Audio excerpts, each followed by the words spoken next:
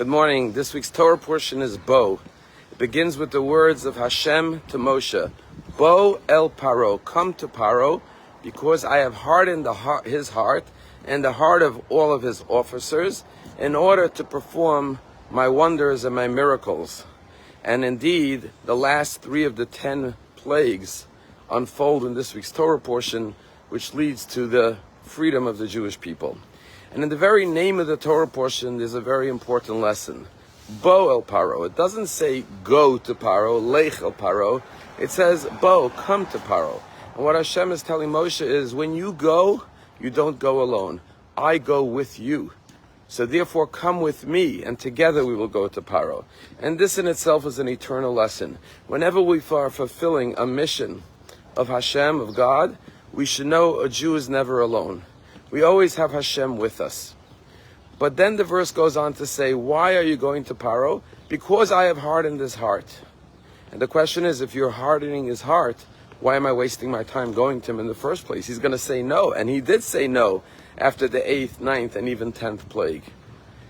And God goes on to tell Moshe why. He says, because I've hardened his heart because I want to perform more miracles. I want that at the Passover Seder, you should have not 7 plagues, but 10 plagues to talk about.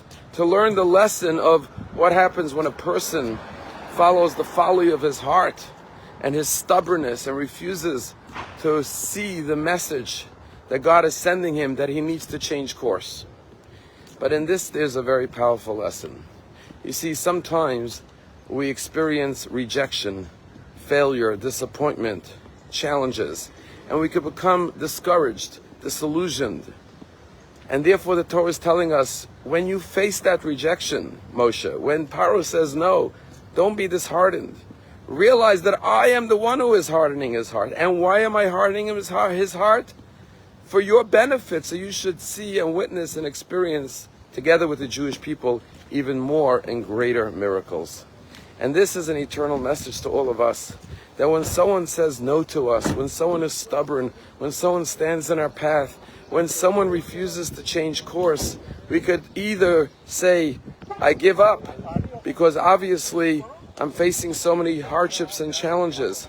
Or I can say, God is doing that as well. Why? For an even better and greater and more positive outcome. And therefore don't fear the rejection and the failure and the disappointment, but embrace it, knowing that it will lead to a greater accomplishment.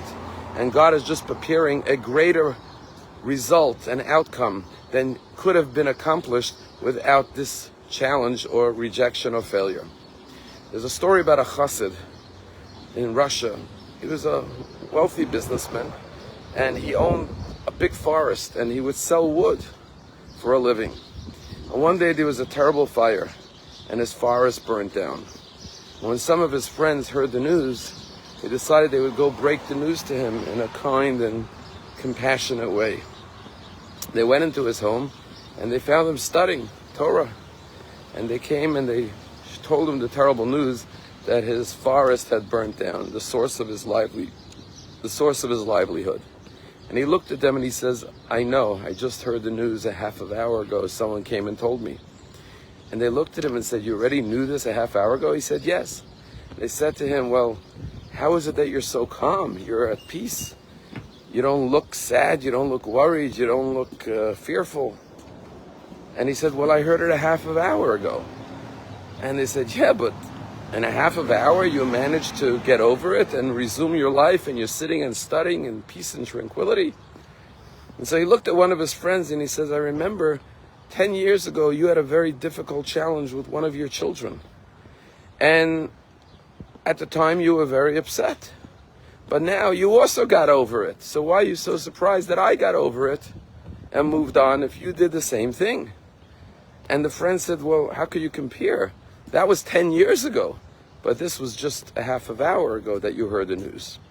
And he said to them, well, I said to myself, eventually I'm going to get over it.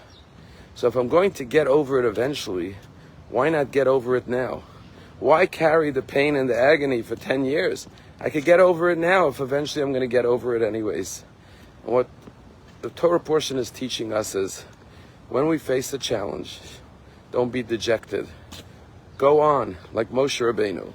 Yes, Paro said no to him 7 times, but he moved forward, believing and knowing that everything Hashem does is for the good, and therefore he always looked to the future with optimism and with faith. Have a wonderful day.